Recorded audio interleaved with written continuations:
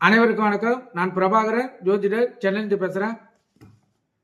இப்போ நான் என்ன சொல்ல போறேன்னா, உங்க கையில் எப்பொழுதுமே பணம் புரள வேண்டுமா? அதுக்கு சில குறிப்புகள் இருக்குது. அந்த குறிப்பை நீங்க பயன்படுத்தி பாருங்க. இது மிக எளிய குறிப்பு தான். நீங்க எந்த அளவுக்கு அதை பயன்படுத்துறீங்களோ அந்த அளவுக்கு உங்களுக்கு பணம் கையில தட்டுப்படும். கருத்தில் கொண்டு நீங்கள் பயன்பெறுங்க. இது நடைமுறை வாழ்க்கையில் பொருந்தக்கூடிய ஒன்று. அதை நீங்க பயன்படுத்தி பாருங்க. அப்பதான் உங்களுக்கு தெரியும்.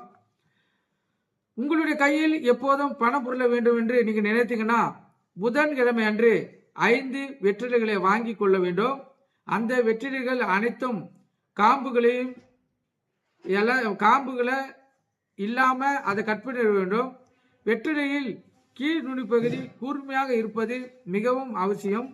புதன்கிழமை அன்று மதியம் 1 மணியிலிருந்து 2 மணிக்குள்ளாக உங்கள் பூஜை அறையில் வடக்கு திசை நோக்கி அமர்ந்தவாறு அந்த 5 வெற்றிலையும் சிறிது அளவு பசிநெய்யை நன்றாக இலைகள் முழுவதும் தடவ வேண்டும்.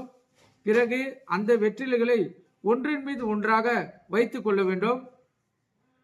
அதுக்கப்புறம் ஒரு கைக்குட்டை அளவிலான தூய்மையான பட்டு துணியை முன்னதாக வாங்கி வைத்துக் கொள்வது நல்லது. அந்த பட்டு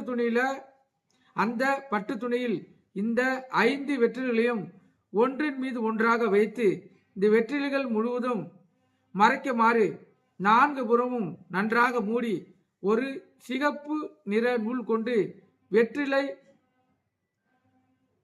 வெற்றிலையை முழுவதும் மூடும்படி பட்டு துணியை மடித்து அதன் அப்புறம் கட்டி முடித்து கொள்ள வேண்டும். அதன் பிறகு இந்த வெற்றிலைகள் அடங்கிய பட்டு துணியை மடிப்பை உங்கள் வீட்டில் பண வைக்கும் அலமாரியில் வைக்க வேண்டும், அல்லது உங்கள் தொழில் வியாபாரங்கள் நடைபெறும் இடங்களில் இருக்கும் பணப்பெட்டியில் வைக்க வேண்டும்.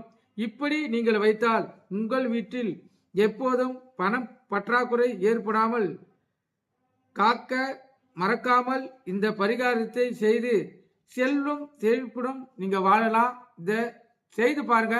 இது எந்த அளவுக்கு உங்களுக்கு பயன்படுதுன்னு நீங்கள் பயன்படுத்தி பார்த்தாதான் உங்களுக்கு அதோடைய அருமை தெரியும். கருத்தில் கொண்டு பயன்படுங்க.